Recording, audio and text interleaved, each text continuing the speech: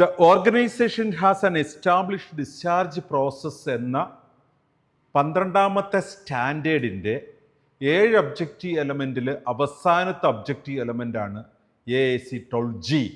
The organization monitors the discharge time, sets appropriate benchmarks and makes continual improvement. ഇതാണ് ഈ ഒരു objective എലമെൻറ്റിൽ പറയുന്ന 3 കാര്യങ്ങൾ. ഈ ഒബ്ജക്റ്റീവ് എലമെൻറ്റിൽ എന്തൊക്കെയാണ് നമ്മൾ ഡിസ്കസ് ചെയ്യാൻ പോകുന്നത്? ഓർഗനൈസേഷൻ മോണിറ്റർ ചെയ്യണം ഡിസ്ചാർജ് ടൈമിന്. ആ ഡിസ്ചാർജ് ടൈമിന് അപ്രോപ്രിയേറ്റ് ആയിട്ടുള്ള ബെഞ്ച് മാർക്കുകൾ ഫിക്സ് ചെയ്യണം, കണ്ടിന്യൂസ് ആയിട്ടുള്ള ഇംപ്രൂവ്മെൻ്റ് അതിൽ കൊണ്ടുവരണം. നമുക്ക് അങ്ങനെ മോണിറ്റർ ചെയ്യപ്പെടുമ്പോൾ ഡോക്ടർ ഡിസ്ചാർജ് ഡിക്ലെയർ ചെയ്ത സമയത്തിലിരുന്ന് പേഷ്യൻ്റ് പോകുന്നത് വരെയുള്ള ടൈമിൻ്റെ ബെഞ്ച് മാർക്കാണ് ഫിക്സ് ചെയ്യേണ്ടത്. ഡിസ്ചാർജ് പ്ലാൻ നേരത്തെ ചെയ്തിട്ടുണ്ടാവും, പക്ഷേ അത് ഡിക്ലെയർ ചെയ്ത ഇപ്പോൾ ഡിസ്ചാർജ് ആ ഡിക്ലെയർ ചെയ്തപ്പെട്ട കഴിഞ്ഞ ദിവസം നമ്മളുടെ ഒരു ഹോസ്പിറ്റലിലെ ഒരു ഡിസ്കഷനിൽ ഇത് വന്നു. കാരണം നേഴ്സസ് ഡിസ്ചാർജ് ഫൈനലൈസ് ചെയ്യുന്ന സമയം ആണോ കാൽക്കുലേറ്റ് ചെയ്യേണ്ടത്? അതെ, റെൻറ്റ് പോലെയുള്ള കാര്യങ്ങൾക്ക് അങ്ങനെ ഓപ്ഷൻ നമ്മുടെ സോഫ്റ്റ്വെയറിൽ കാണാൻ പറ്റും. അത് റെൻറ്റ് കാൽക്കുലേഷൻ പോലെയുള്ള കാര്യങ്ങൾ എടുക്കുന്നതിനാണ്. എന്നാൽ നമ്മളൊരു ഒഫീഷ്യലി ക്ലിനിക്കലി അത് ഡിസ്ചാർജ് എന്ന് ആ ഡോക്ടർ ഡിക്ലെയർ ചെയ്ത സമയമാണ്. പ്രീ പ്ലാൻ ചെയ്തിട്ടുണ്ടാവും, പക്ഷേ ഡിക്ലെയർ ചെയ്ത സമയം. അവിടെ മുതൽ ആ പേഷ്യൻ്റ് പുറത്തേക്ക് പോയ സമയം വരെയാണ് ഡിസ്ചാർജിന് എടുത്തത്. ഇത് ഒരു കോർപ്പറേറ്റ് ഡീല് നടക്കുമ്പോൾ ഞങ്ങൾ പേ ചെയ്തോളാം എന്നൊരു എഗ്രിമെൻ്റ് ഉള്ളിടത്ത് ആ പേഷ്യൻ്റെ ഡിസ്ചാർജ് ഡിക്ലെയർ ചെയ്ത് കഴിഞ്ഞാൽ പിന്നെ നേഴ്സസിൻ്റെ ചെക്ക് ലിസ്റ്റ് കാര്യങ്ങൾ അതെല്ലാം ഫിനിഷ് ചെയ്തവരെ പറഞ്ഞു വിടാം. അതിന് നമുക്കൊരു ബെഞ്ച് മാർക്ക് വയ്ക്കാം.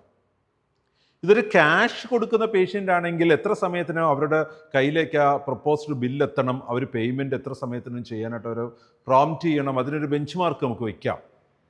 ഇതൊരു ഇൻഷുറൻസ് കമ്പനി ആയിട്ടാണെങ്കിൽ ആ ഡീല് നടക്കുന്നതിന് ഇത്രയും കാലത്തിൽ നമ്മൾ എക്സ്പീരിയൻസ് ചെയ്ത ഒരു ടൈം ഫ്രെയിം ഉണ്ട്, അതൊരു ബെഞ്ച് മാർക്ക് വയ്ക്കുക. ഇതിനെയാണ് മോണിറ്റർ ചെയ്യേണ്ടത്.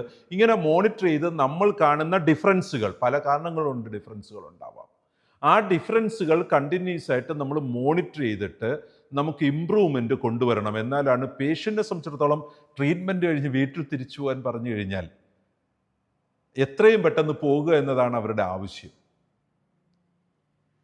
നമ്മൾ ഡീറ്റെയിൽഡ് ആയിട്ട് ഇൻഫർമേഷൻസ് ഹാൻഡ് ഓവർ ചെയ്യുന്നുണ്ട്, ഡീറ്റെയിൽഡ് പ്രിൻ്റ് കൊടുക്കുന്നുണ്ട്. അവർക്ക് പിന്നീട് വീട്ടിൽ പോയാൽ സമാധാനമാണ്. പലപ്പോഴും ഒരു ചെറിയ ഷോർട്ട് സ്ലിപ്പ് കൊടുക്കുമ്പോഴാണ് അവർ ഇവിടെ വെച്ച് തന്നെ അത് മനസ്സിലാക്കാൻ വേണ്ടി തർക്കങ്ങളും പ്രശ്നങ്ങളൊക്കെ ആയിട്ട് വീണ്ടും സമയമെടുക്കുന്നത്. എന്നാൽ നമ്മുടെ ഹോസ്പിറ്റൽ മിക്കതും തന്നെ ഡീറ്റെയിൽഡ് ഡിസ്ചാർജ് സ്റ്റേറ്റ്മെൻറ്റ് കൊടുക്കുന്നുണ്ട്, ഡിസ്ചാർജ് സമ്മറി കൊടുക്കുന്നുണ്ട്, അതർ ഇൻവെസ്റ്റിഗേഷൻ റിപ്പോർട്ടുകൾ കൊടുക്കുന്നുണ്ട്. അതുകൊണ്ട് തന്നെ അവർക്ക് അതിലൊന്നും കൺഫ്യൂഷൻസ് ഇല്ല. പോകുന്നതിന് അവർ ഒരു തർക്കവും പ്രശ്നവും ഇല്ലാതെ നമ്മുടെ ഹോസ്പിറ്റലിൽ നിന്ന് വളരെ പെട്ടെന്ന് വെക്കേറ്റ് ചെയ്ത് പോകുന്നുണ്ടാവും. സോ നമ്മുടെ ഹോസ്പിറ്റലിൽ നമ്മൾ ചിന്തിക്കേണ്ടത്, നമ്മളൊരു പേഷ്യൻ്റായി അഡ്മിറ്റായി കിടന്ന് ഡിസ്ചാർജ് പറഞ്ഞാൽ എത്ര പെട്ടെന്ന് നമ്മുടെ സ്വന്തം വീട്ടിലേക്ക് തിരിച്ചു പോകാൻ നമുക്ക് ആഗ്രഹമുണ്ടാകാറുണ്ട്. അത് തന്നെയാണ് ഓരോ പേഷ്യൻ്റെയും കണ്ടീഷൻ.